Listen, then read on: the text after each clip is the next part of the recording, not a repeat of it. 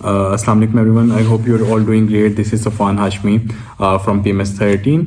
So जैसा कि आप जानते हैं कि फ़िलोसफी सीरीज़ के अंदर हम आजकल डिस्कस कर रहे हैं फ़िलोसफिकल मेथड्स। लास्ट वीडियो के अंदर हमने डिडक्टिव मेथड डिस्कस किया था। तो आज जिस मेथड को हम डिस्कस करने लगे हैं that is dialectical method. Dialectical method जैसे कि उसका नेम सजेस्ट करता है इट कम्स फ्रॉम डायलेक्टिक्स। तो डायलेक्टिक्स क्या है? डायलेक्टिक्स ये है कि एक दो अपोजिंग चीज़ों का आपस में टकराना और वहाँ से एक नई चीज़ की generation. This is actually called as dialectics. This method was mainly propose by Hegel. Hegel एक जर्मन फिलोसोफर था जिसने डायलेक्टिकल मेथड को फर्स्ट टाइम प्रपोज किया और फर्स्ट टाइम प्रेजेंट किया। सो डायलेक्टिकल मेथड को अगर हम देखें तो इसके अंदर सबसे पहले होता है ये है कि एक फिलोसोफर या एक इंसान एक थॉट को प्रपोज करता है। अब जो थॉट फर्स्ट टाइम प्रपोज किया जाता है उसको कहा जाता है कि ये है थीसिस। कोई भी थॉट एक थीसिस हो सकता है।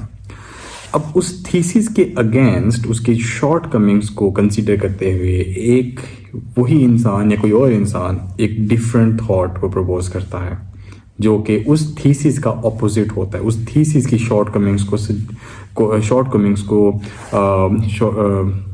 रिफ्लेक्ट करता है। सो थीसिस एंड एंटीथीसिस जो कि दोनों ऑपोजिंग है वो दोनों आपस में क्लैश करते हैं।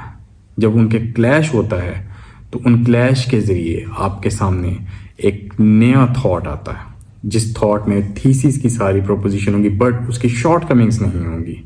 वो एक नया थॉट आएगा। वो थॉट होगा सिंथेसिस, यानी कि थीसिस और एंटीथीसिस दोनों मिलकर सिंथेसिस बनाएंगे।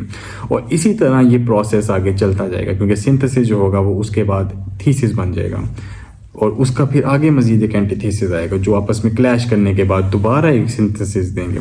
सो ये सारा प्रोसेस चलता रहेगा। This process is known as dialectical method in philosophy, जिसके ज़रिए फिलोसोफर्स रियलिटी या फिर ट्रुथ को फाइंड करते हुए आगे पहुंचते हैं और यूटिलाइज करते हैं अपनी रीजनिंग को और फिलोसफिकल मेथड्स को ताकि वो अल्टीमेट रियलिटी तक पहुंच सकें।